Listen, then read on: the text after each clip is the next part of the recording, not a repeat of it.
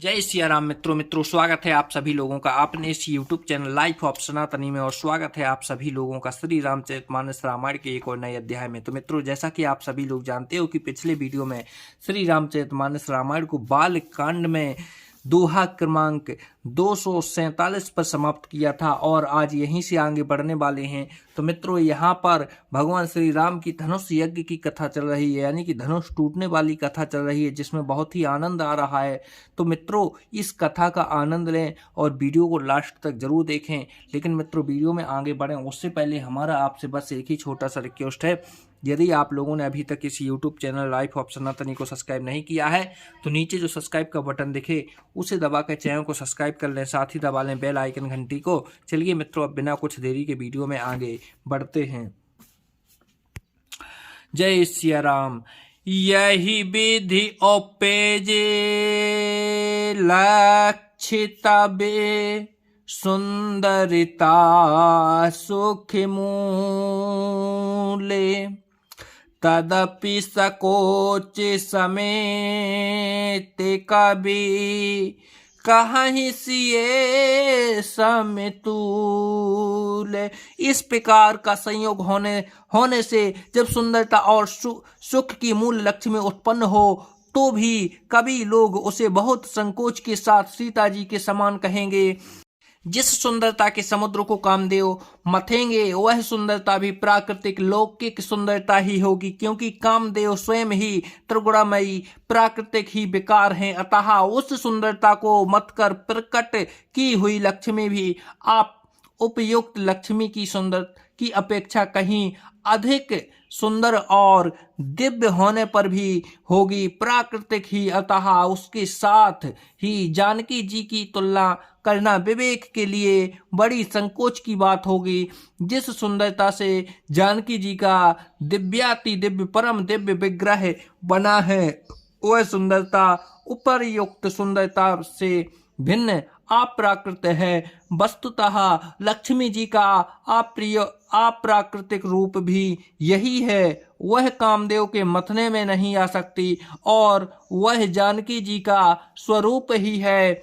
अतः स्वरूप भी यही है। वह कामदेव के मथने में नहीं आ सकती और वह जानकी जी का स्वरूप ही यही है। अतः उनसे भिन्न नहीं और उपमा दी जाती है भिन्न वस्तु के साथ, जिनके अतिरिक्त जानकी जी प्रकट हुई हैं। स्वयं अपनी महिमा से उन्हें प्रकट करने के लिए किसी भिन्न उपकरण की अपेक्षा नहीं है। अर्थात शक्तिमान से अभिन्न अद्वितीय तत्व अतएव अनुपम में है। यही गुण दार्शनिक तत्व भक्त शिरोमणि कवि ने इस अभूतोपमाल कार के द्वारा बड़ी सुंदरता से व्यक्त किया है। चली संग ले सखी सयानी गावत गीते मनोहर वाणी। सोहिना वाले तनु सुंदर सारी जगत अतुलित छवि भारी। सयानी सखियां सीता जी को साथ लेकर मनोहर वाणी से गीत गाती हुई चली। सीता जी के नवल शरीर पर सुंदर साड़ी सुशोभित है। जगन्नाथ जी की जगत जननी की महान छवि अतुलनीय है। भूषण सकले सुदेश सुहाए अंग अंग रुचि सखहि बनाए। रंग भूमि जबे सिए पगुधारी देख रूप मोहे नर नारी। सब आभूषण अपनी अपनी जगह पर सुशोभित हैं, जिन्हें सखियों ने अंग अंग में भरी भांति सजाकर पहनाया है। तब सीता जी ने रंगभूमि में पैर रखा, तब उनका दिव्य रूप देखकर स्त्री पुरुष सभी मोहित हो गए। हरस सुरहें दुंदुभी बजाई, बरसी पिसूने अपेक्षरा गाई।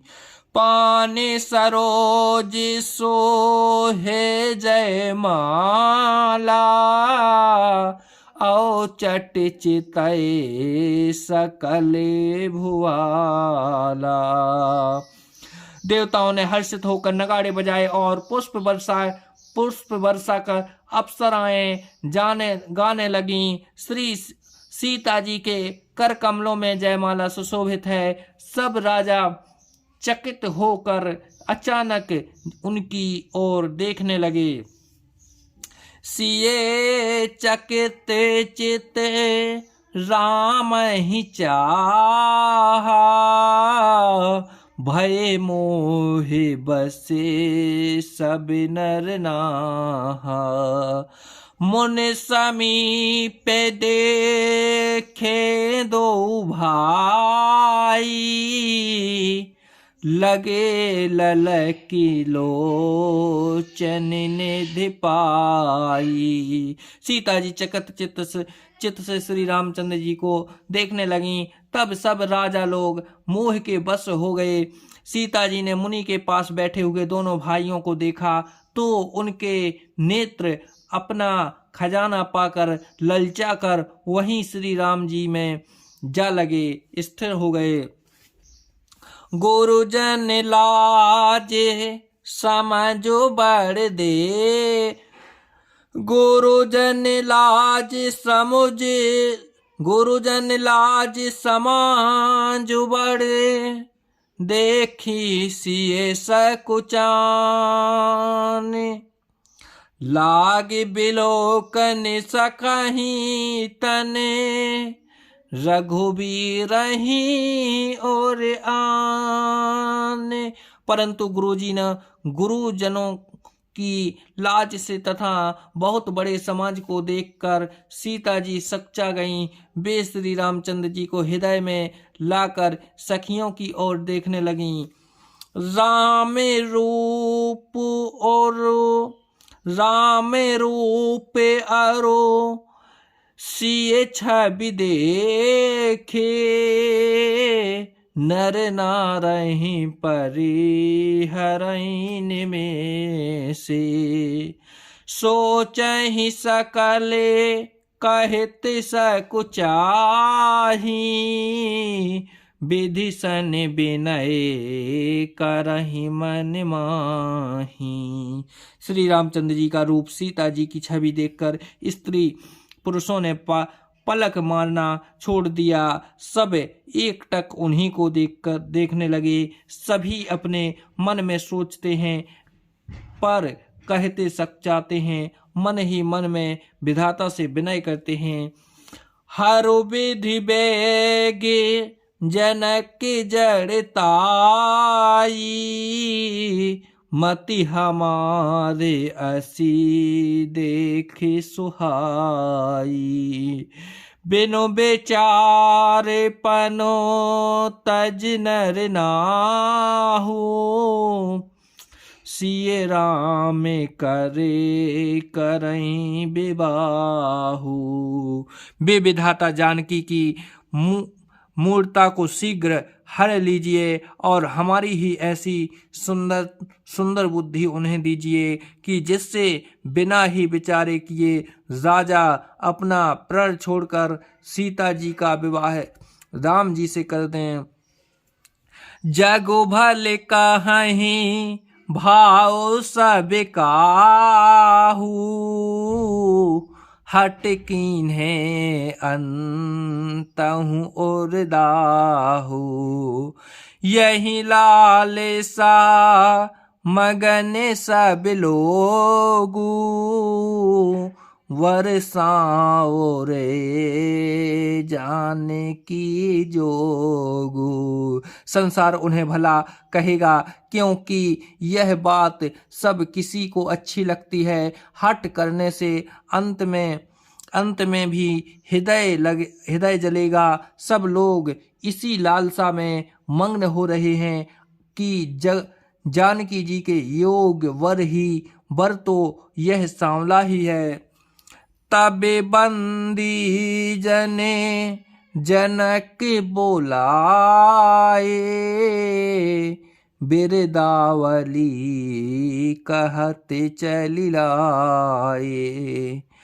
कहे नृप जाए कहूँ पन मोरा, चले भाट हिये हरसु न थोरा। तब राजा जनक के बंदीजनों भाटों को बुलाया। वे बिरुदावली वंश की कीर्ति गाते हुए चले आए। राजा ने कहा, जाकर मेरा प्रण सबसे कहो, भाट चले उनकी हृदय में कम आनंद न था। बोले बंदे बचन बर सुने हो, बोले बंदे बचन बर सुनहु सकल महिपाल। पन विदेश कर कहीं हम, भुजा उठाए विशाल।